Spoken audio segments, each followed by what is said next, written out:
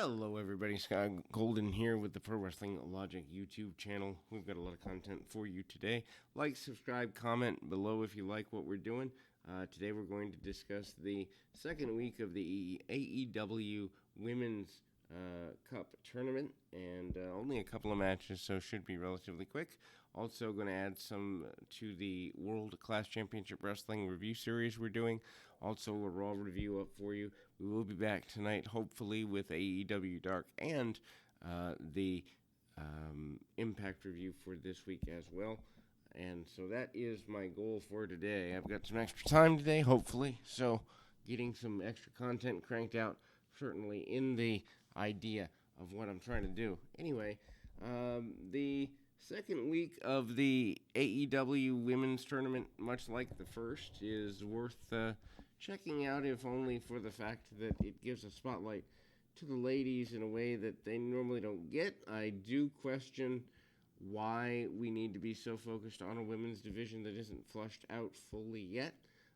But hey, at least they're trying to be different. They're trying to do something unique. They're trying to get some identity behind the brand, so that's a wonderful thing. The Deadly Draw Women's Tag Team Cup hopefully will lead to maybe a tag team title in about a year. Who knows? But they don't need a women's tag team title right now. Shaul Guerrero is your ring announcer. Tony Schiavone and Beta Scott are on commentary. Please, if anybody from AEW listens, and I know they don't, I'm not that delusional, but Beta Scott needs a job post this experiment here. She is phenomenal on commentary, and I would have no problem with her permanently replacing Excalibur. I realize that's wishful thinking, but at least it would give a female voice to the product on a consistent basis, which I think every national company needs at least one of. In any event,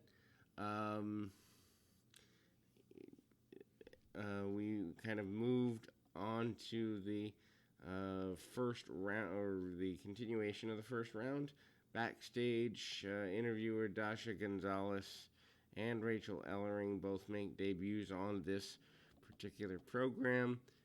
Big Swole starts off with an interview. She's interviewed and says the interviewer has a surprise for her. That's Little Swole, otherwise known as Nicole Savoy. She has been a mainstay in Shimmer for a number of years, and Leva Bates is teaming up with Rache Chanel. This is the first match of the evening. Certainly not a good match, and there's comedy here. Leva Bates is criminally underutilized. I don't know whose doghouse she's in. I don't even know what the point is of giving her a job if you're not going to let her shine. She, yes, has been a comedy wrestler for a long time, but if you have seen her work in Shine and Shimmer and other places, she's got so much more she can do. Chanel is not ready to be in a national promotion by any stretch. Just her movements and her stringing together moves just is weak. Lil Swole looks competent. Giving her a contract would be a no-brainer here, especially with some of the other women that have one.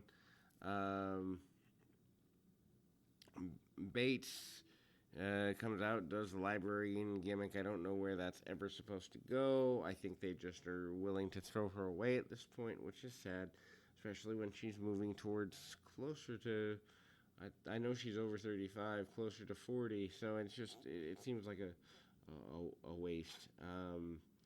And there's a gift for Chanel. Chanel is starting off with Lil Swole here, and Lil Swole is put over strong by both announcers for technical ability.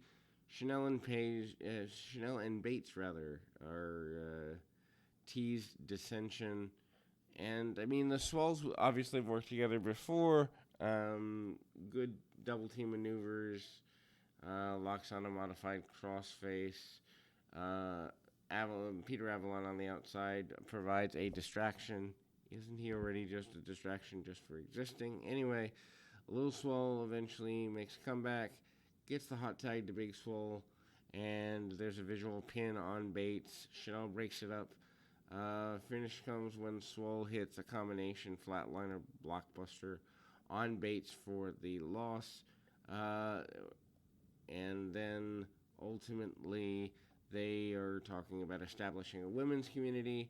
We move into Ivelisse and Diamante, and they are shown meeting up together. Dasha, it was told by Shaul Guerrero that she would be competing in the tournament, which surprises her. Rachel Ellering is her partner, and then we go to the second first round match as we see Ivelisse and Diamante defeat Rachel Ellering and Dasha. I guess this is fine. I don't get why Dasha gets this opportunity. She's green, but at the same time, she's already got a role within the company. Unless you're going to transition her to full-time wrestler, isn't there another woman that you could give an opportunity to here? Dasha's a good athlete, but is not proper use of her time to be, learning on the fly here. The match is average at best. They do basic, simple tag wrestling, and Dasha performs some arm drags and a kip up at the bell, and she keeps a nice running dropkick going. Rachel Ellering, they need to hire her immediately. She's probably one of the better independent women talents who isn't under contract. Dasha also hits a cartwheel splash somewhere in here, which was nicely done. Ivelisse and Diamante cut off Dasha, works her over quite a bit. They're hitting some double teams. Dasha eventually escapes to Ellering for the hot tag. And then nearly getting a pinfall after a running senton. Diamante held Ellering against the ropes. Ellering escapes, and Ellering almost gets a pinball with a springboard leg drop, but there's a breakup by Diamante. Diamante hits a nice stunner on Dasha, who kicks out. I don't know that kick out really was what needs to be done here. It's ultimately not in the best interest of everybody involved to have, big moves kicked out of by a person who really, at the end of the day, doesn't. To me, with the low level of experience, Dasha should not be kicking out of major moves. That's just me. And then Diamante hits some double team maneuvers with her partner, and Ivelisse hits a running Yoshitonic, which looks a little clunky for the win.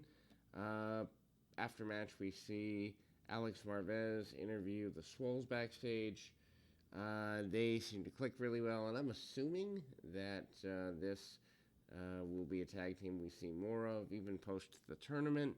Marvez interviews Dasha. She's grateful and tripping all over herself, thanking AEW for the opportunity. Ivelisse and Diamante, their interviews, basically Ivelisse says they got off to a rocky start. Their respect for wrestling is what pushed them through.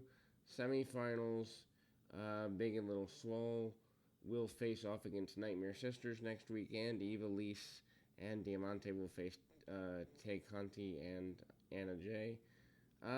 Show's just over 30 minutes, and it's fine for what it is. I don't know what the payoff to it is. I'm curious where they go post-tournament. I hope it does well, just because I like the fact that they're trying to do something special for the ladies. But where does it go as a payoff? Who knows? Anyway, until next time, keep your feet on the ground, your mind in the moment. Until next time, everybody.